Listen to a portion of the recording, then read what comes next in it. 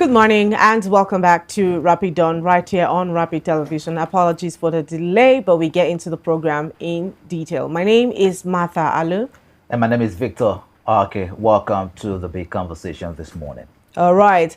Now, this week, I think not this week necessarily, last week, the Edo State government put a number to a crisis many families have suffered in silence. They said over 70 cases of child defilement recorded in the state between January and July this year, just 7 months. And the Commissioner for Women Affairs and Social Development, Eugenia Abdallah, she disclosed something even more disturbing. She said more than half of those cases were allegedly committed by the children's own fathers. I'm talking about 50% of the entire 70%. So children being abused by their own fathers against victims as young as 2 years old. One case, the commissioner described, stopped the room. A 14-year-old girl who is now 8 months pregnant, allegedly by her own father. She's currently in the state's custody, and according to the commissioner, the girl initially told the authorities that her father was dead and pleaded with them not to arrest him because he was the only person who could tell them where he was. Think about what that tells us as people listening right now. A child protecting the very person who harmed her because he is still in her mind as her father. This morning, we are asking the uncomfortable questions. Why is home the one place a child should be safest so often where the danger actually happens? Why do these cases stay hidden for so long? And what happens after a case like this becomes a headline? And joining us today on the show is a gender activist, Edo Amawo Edeme. She's the founder of the Network Against Domestic Violence. Good morning, and thank you for joining us on the show. Yeah, good morning, all, and thank you for having me. Good morning. All right. So you're welcome. Right, Mrs. Edeme, let's talk about these cases that we have spoken about from our introduction. Over 70 cases in 7 months, with more than half allegedly committed by the fathers of these children. Now, does that number reflect an actual rise in the cases of violence? Which is, and why does that distinction even matter at all? Well, first, I'm sure the number you're getting, the numbers you're getting, the data you're getting, I'm sure it is unreported cases. Yeah. You'll be dazed at how much unreported ones, how many there are. Do you understand? Mm-hmm. Yes, a lot of underreported cases simply because these people are so scared to speak out. A lot of them there's something I call culture of silence. They adopt culture of silence first because of societal background. Some are ashamed to talk about it. Some are, they see go back, when after reporting, like you're reporting somebody, after that, they see whether they treat your case or not, they see send you back to the person that you reported. So the person end up being back in the hands of the perpetrator. So these are the cases. In some other cases, you see a situation where the child goes to school, some peers in school, some friends in school, they call the child names, they give that child names. Instead of, holding his or her hands and telling them, you'll be fine. They rather ostracize the child. They say to the child will come back and tell the mother or whoever is caring for her, I'm no more interested in education. So those are the things. There are very many angles to it. Now we are talking about the data. These ones are just reported. I tell you, if an investigative journalist enters that environment to investigate, you'll be dazed at how much data the person will come up with. So it's a crisis that this is an epidemic that's entered the country, has been in the country, and very few persons are talking about it. It's only when it comes to public glare like that they will say something. But even after that, what will happen to these children thereafter? We'll go into that. Okay. All right. Thank you very much. Well, UNICEF says that 6 out of every 10 Nigerians 6 out of every 10 Nigerian children experience some form of violence, and 1 in 4 girls and 10% of boys have experienced sexual violence in time past. Now, when you put the Edo figures beside those national numbers, how serious is the child protection problem that we are facing right now? Like I told you, this is an epidemic. This is worse than COVID. Worse than, in fact, an epidemic is better because it's an illness, it's a disease that comes and it will go if tackled on time. But the way this gender-based violence, SGBV, is taking place in very many situations. Okay, imagine that child that your father molested you to the point that you got pregnant for your father. I've handled several of such cases. So imagine what that child carries. Don't be surprised that even the police that the case was reported to, the police will blame the child. Don't be surprised that everybody will blame that child. In fact, the father's friend may likely buy a bottle of tea for the father to drink for a job well done. I've seen a father who slept with 3 of his children, his daughters. Now the mother, that's the wife, then the mother will ask the father, "Why are you doing this to my children?" The father will say, "How can I have these lovely children in the house, these lovely girls in the house, and I go out to date a woman? If I go outside and date a woman, won't you complain? You'll be the first person to complain." On the other hand, the children went to the mother, "Mommy, how can you protect us? Please, we are tired of this. We are ashamed. This is so shameful." The mother told them, "Please manage it for the time being. Let him send you to university. When you're in university, everything will be sorted out." Okay, now imagine these children undergoing this from primary to secondary to the university. And the parents, the father will see, because it's the only person that is paying the school fees. So anyone that revolts or rebels against them, that's the end of our education. And the father has the right to tell the child, "I don't have time for you." So imagine such a scenario in a family. How can you uproot that? That's why I said it is worse than an epidemic. It's not just an epidemic. It's worse than an epidemic. And it's ongoing. We are just talking, we are just mentioning it on the surface. It's ongoing. It's deeper than we all think. Okay. Now, from your work on ground, because I see you deal with domestic violence, abuse, these statistics, you have constantly said it is very damning, but even more damning is the fact that most of these 10 or 6 in 10 girls that are being assaulted, according to UNICEF's report, is done by family members, is done by friends, is done by close relatives. So from your assessment based on your work, why do you think that this is? Well, in the very first instance, whoever harms a child knows that child deeply, is in a child's environment. It's easier for someone that is in a child's environment to harm that child. Okay, imagine you have a child, you're married, you have a child, and that child being molested by the father. When you're going out, you go to work, you're at work now. So imagine if the child that is supposed to be in your custody, you have to give that child, okay, let me take 30 minutes to rush and go to work and then come back and do this and do that. The only person that will have access to that child in that period is someone close to that child. Now we are here teaching children how to prevent themselves from teachers, from strangers, from teachers in school, from caregivers, from everywhere. We teach them, we train them. This part of your body is not supposed to be touched. This part of your body is not supposed to be touched. And there you are in the same household. Someone is molesting that same child. It has happened. My best friend once told me that the day she nearly lost her mother.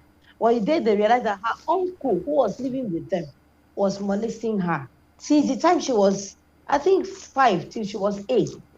God knows I can't remember the story. But they had named the mom. They had, like nickname thing.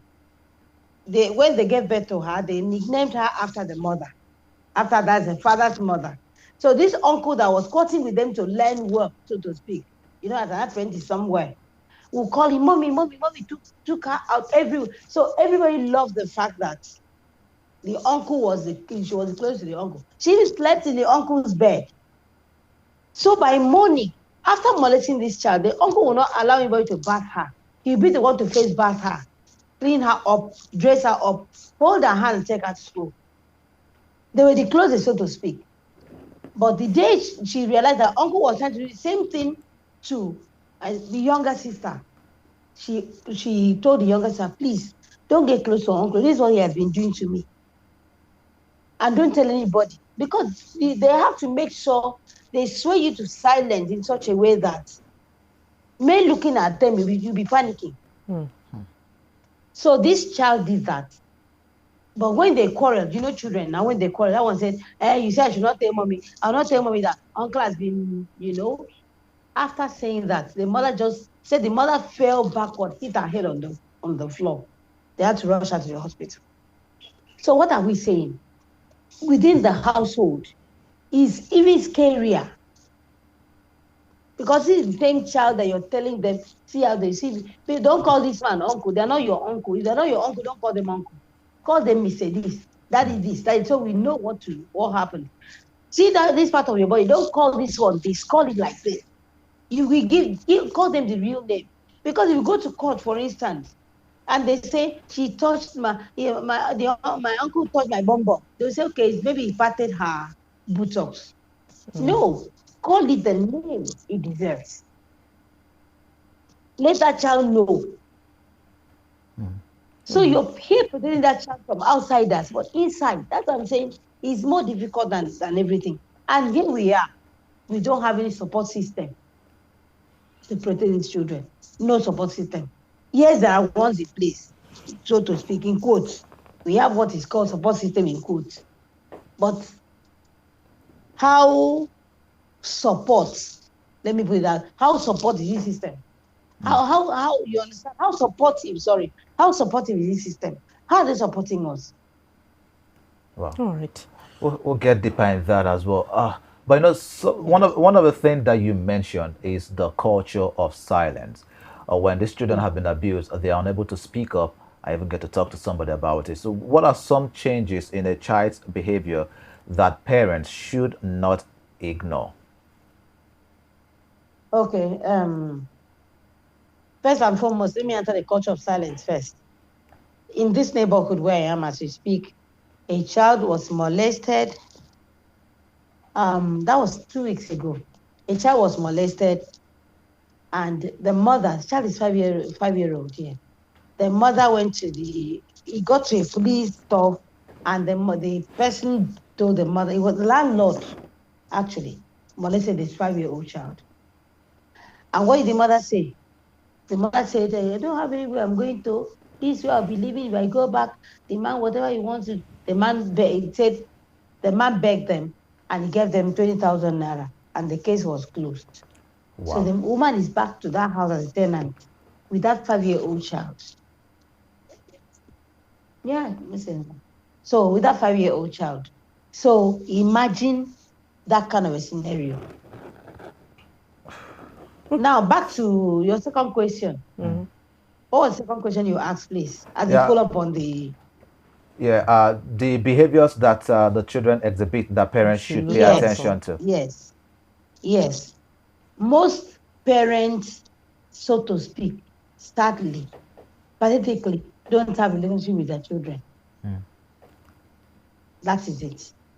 Most parents, we growing up, I can't remember my father hugging or my mom hugging me and telling me, I love you. Yes. Not because they never loved us, but they had this idea that even when I went to school, I scored first.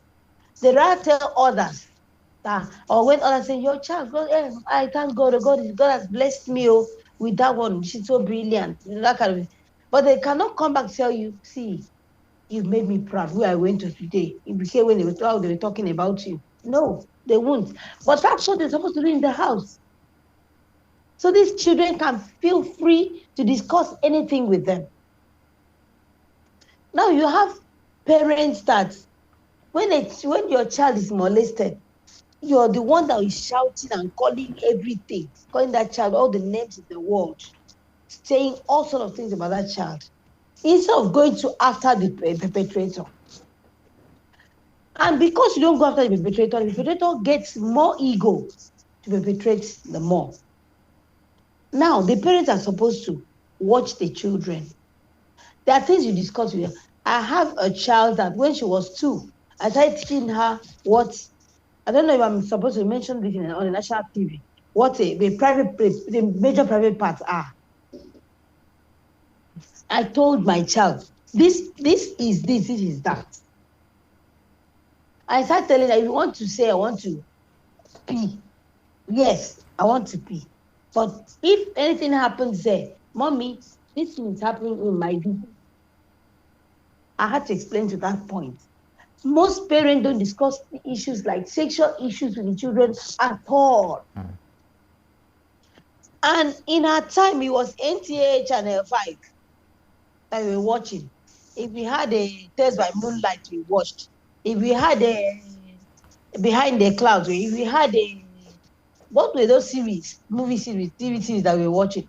Yeah. But now, a child has access to even ordinary Nokia iPhone, Nokia touchlight.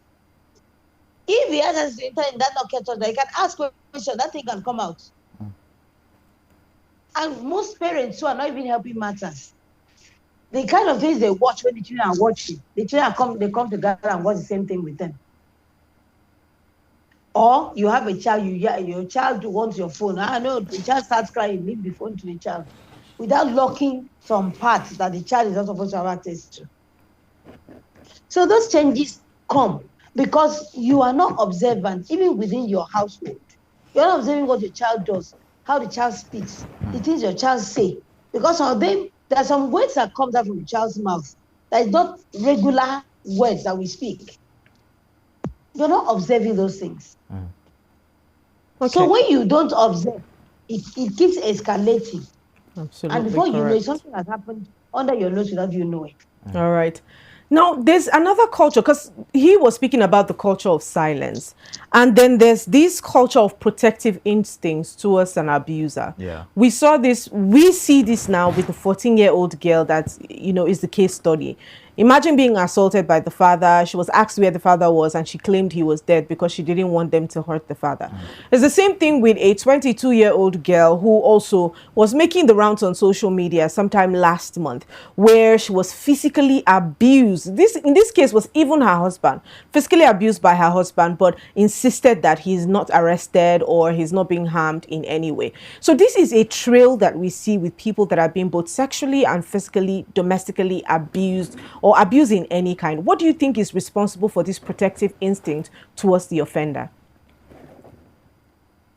I've had so many cases like that. I have one that has twins for her father. Wow. So, yes. Okay. But everybody believes that the father is just protecting her and that nothing is wrong. She's being cared for by the father. The father cares for her, buys her whatever she wants. Since the mom died, since 14, he started sleeping with her. When the girl turned 22, she had twins for the father. The girl she has attempted suicide severally. Now, what is responsible is this. We don't have a support system. I'm not saying it's not put in place. Nigeria does not have a support system. Imagine me having a problem and I run to you for help. You that I'm running for help, you're taking advantage of me. Because you're capitalized on that same problem that I had to take advantage of me. Do you get the point? Yeah. I ran away from a rapist. And you're the only person I know, your family, your relation, your family. And you're the only person I know that I can live with, I can trust. You're the one. Either you're the one molesting me directly, or your friend or someone that is close to you. I permitted that person to molest you. Because I don't have way to run to. Do you get the point? So these people that are protecting this, it's not as if they had options. That girl you're seeing, if she had an option that you will take you to a place that you never see your father again, you take care of yourself. Believe me, excuse me, believe me, that girl will be there explaining everything. In fact, she'll be so glad to expose the father. Have you seen a woman protecting her husband? I've had several issues on that. In fact, at a point, I say in my case, in my handling gender-based violence cases, anything that has to do with husband and wife, I tread on a thin ice. I give it a space. Because most of the time, you see the woman with wounds all over her body. I've even had the one that had bite marks all over her body. The husband that beat her and bite her as well. When it gets to the stage where they say, okay, let us tackle this case, National Human Rights Commission was involved, NAFTA was involved, a few other organizations were involved. The wife said, who will take care of my children? If I expose this man, if I go to and testify against this man, and the man goes to jail, who will take care of these children? And that is it. Another one is there's an illness called sadomasochism, and there's another one called Stockholm syndrome. Now, the more that person molests you, the more do you love the person. There are ones that, in fact, I've seen a woman that says, my husband does not beat me, I will not even enjoy having sexual relations with him. Same with a man. So the more the person molests, beats her up, does that too, the more they enjoy. After that, they call it makeup sex. They have makeup sex. We do all over her body. Her eyes are like this. Wow. So that's what we are saying. So there are two angles to it. We have to sit down and be sure of what we are saying. But as for this protection thing, as for these other ones, I'm protecting the victim. Most of them are protecting because I call that, in the domestic violence, we have verbal violence, we have economic violence, we have psychological violence, we have physical violence, and we have which other one? I'll remember. There are 5 major angles to it. Sexual violence, I think I mentioned, I don't know if I mentioned sexual violence. But the one I'm talking about is called economic violence. Economic violence, you know that this is the only person after everything. Where will you run to? This is the person that gives you food, provides food for you, provides shelter, provides everything. And the person capitalizes on that, tells you, in fact, you see a woman that got married. She was a very hardworking person. The husband says, no, you're a full-time husband from me, henceforth. He controls everything. So whenever he wants to be with the woman, there will be no excuses for him to deal with her. So that woman is there hanging on to the man, or you see a woman that is supposed to go to school, has interest in going to school, the other is not sending her because he knows that if she comes back and knows that he's maltreating her in the house, she'll revolt. So they put you in absolute submission, subdue you, so much so that there's nothing anybody can say. You're feeling it, it's hurting you, but you don't have anywhere to go to. Probably your siblings may have noticed, or your relations may have noticed, or your parents may have noticed this trait when you were courting, and may have warned you, don't try them. And there you are. So when it happens, where do you go to? Let's bring the law into this very quickly as well, because we see that. Let me conclude. And another problem we have is that we have families who are not ready to welcome their children back. Oh yeah.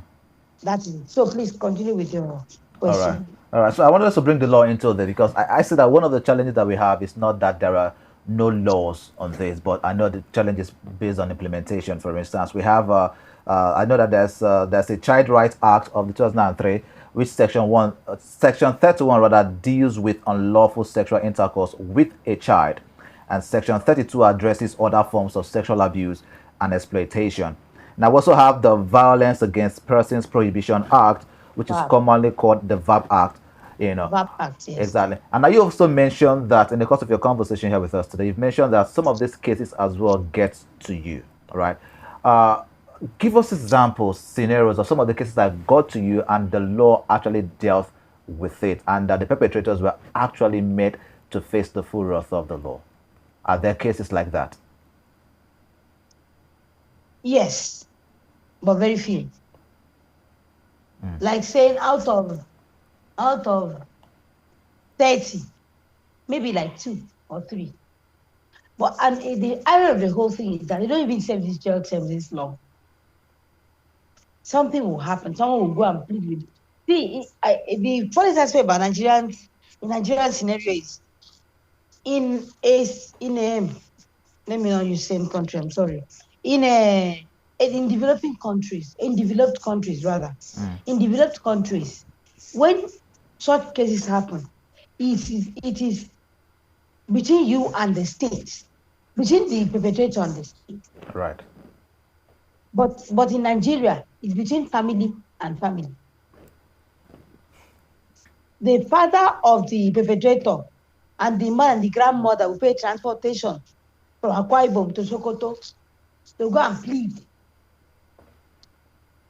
Do you understand what I'm saying?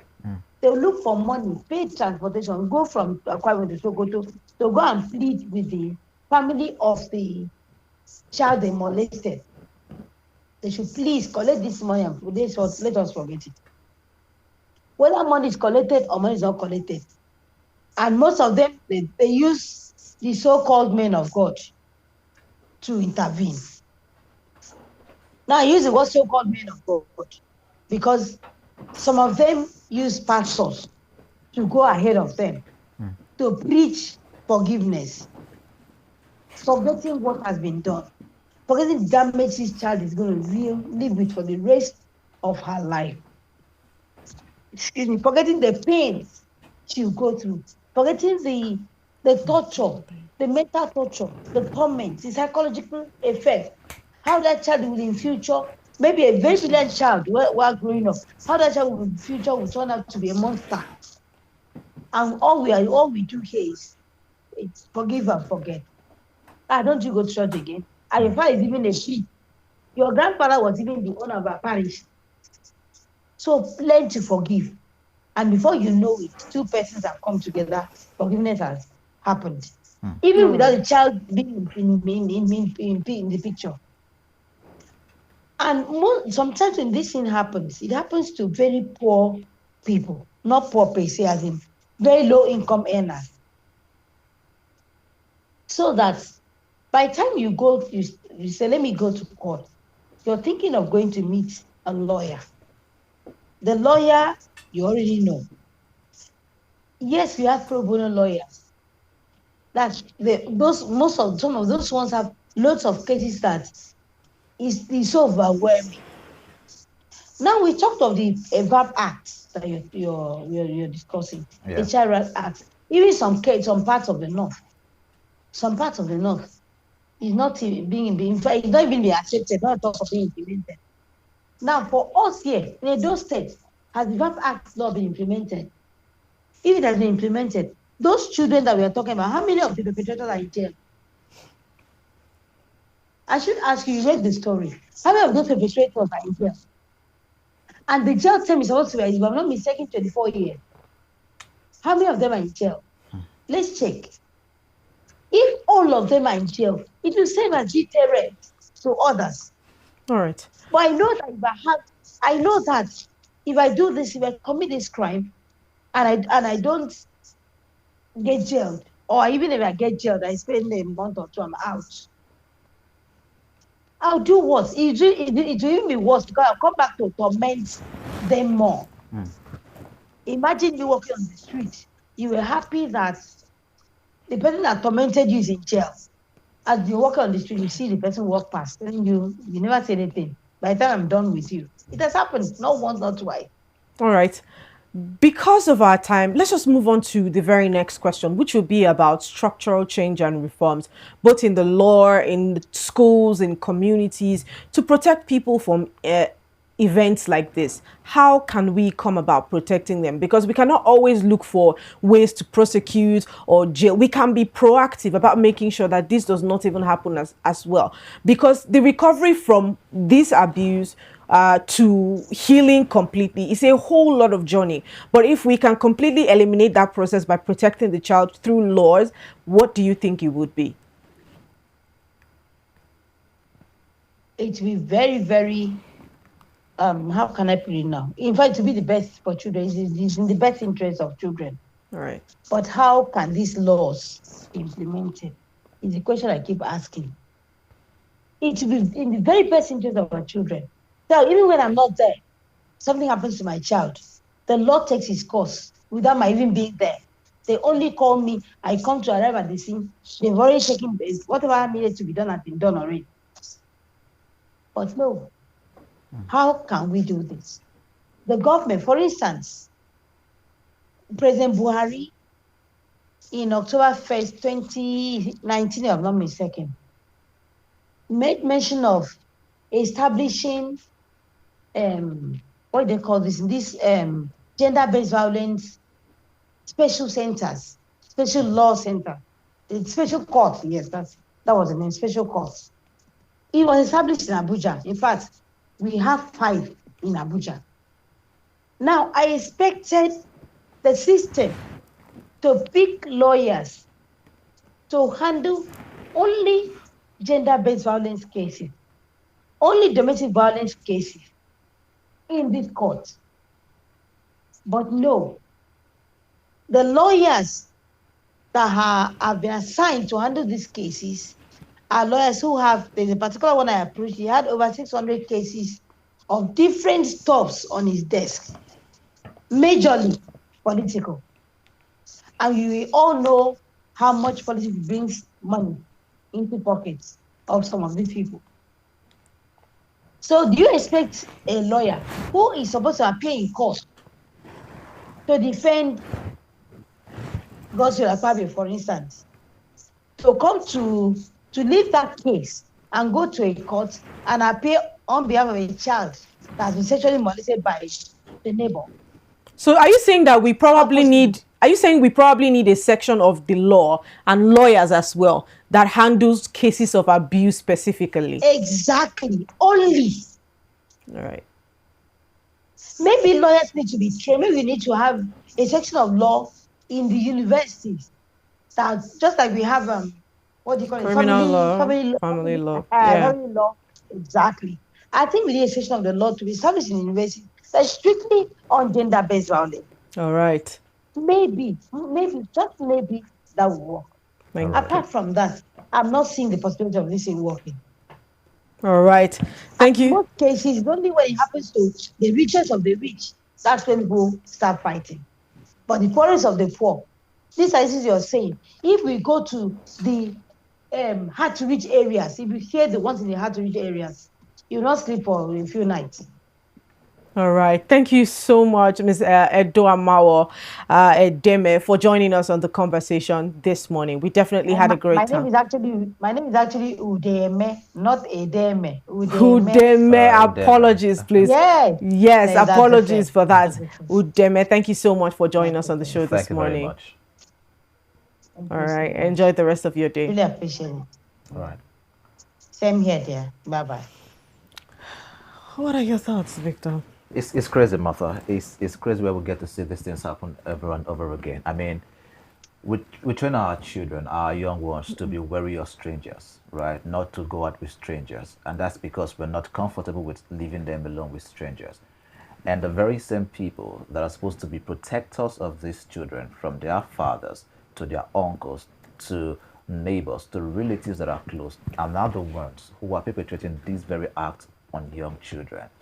Martha, it is heartbreaking, and I really think that laws have got to be enforced, not just enacted. I mean, we have the laws, but implementation is always a problem. Now, imagine 70 cases reported, right? According to her right there, these are just the reported cases. There are still unreported cases that are going on first in Edo State and other parts of the country, Nigeria. And the very cases that are even being finalized and perpetrators being taken to prison, there are not so many.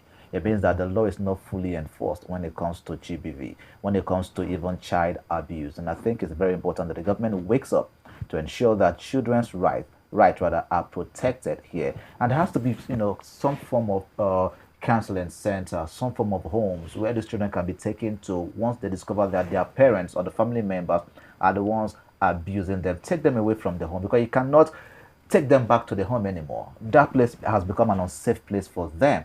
They shouldn't be with the same people that are perpetrating or that are causing them harm and mayhem every certain time, every time. They should be taken away from the parents. They should be taken away from the family and being put in a government establishment where these children can actually be protected. The question, what government establishment exists to protect? Because one of the major conversations we've had here is always about child protection services. Right. We have this in many other parts of the country where we have social service come pick up a child, Exactly. the slightest inconvenience on the child, social services or child protection rights services, however it's been called in different parts of the world. They come and take these children in, and sometimes they reassign them to other homes, homes that can better care for them. And even your child can be taken away from you if you don't care properly for that child. But we have nothing like that existing here in Nigeria that I know of, that the welfare of a child is constantly checked and made sure that parents do not abuse their children. And I agree with the report of what she has said. These are just reported cases. There's so many other cases that go unreported because of the culture of shame and, you know, family dynamics, because of culture. All of these things play a very vital and very critical role, in fact, regarding taking away these menace we now see in society. But before we go, if anything in this conversation felt close to home this morning for you or for a child you know, please do not sit with it in silence. Here is where you need to go. You need to report a child abuse, defilement, or trafficking anywhere in Nigeria. You can call the National Agency for Prohibition of Trafficking in Persons, which is NAPTIP. They have a hotline. It's 080. You can call 0800. You can call NAPTIP on that 0800-225 265 and 7847. It's 080-225-562 and 7847. You dial the short code 627 or star 627 hash on your phone, and all the toll-free lines will be there. I think that's the easiest one for you to do. Just do star 627 hash on your phone, and all the toll-free lines will be there for you. And in an emergency or if a child is in an immediate danger, you need to call the Nigerian police. The emergency line is 112. I know sometimes we don't really, think, or we don't trust the process that these numbers work, but try at least. For other parts of the world, it's 911. In fact, we're so used to it right now, and it feels like it's home. But for Nigeria, call the emergency line on 112 or reach out to the Ministry of Women Affairs and Social Development so that the matter can be resolved. Reporting is not betrayal, in case you think that it is. It is actually protection for the abused. So to every parent, to every neighbor, to every teacher and relative that is watching, you may be the only person standing between a child and their silence. So you need to speak up.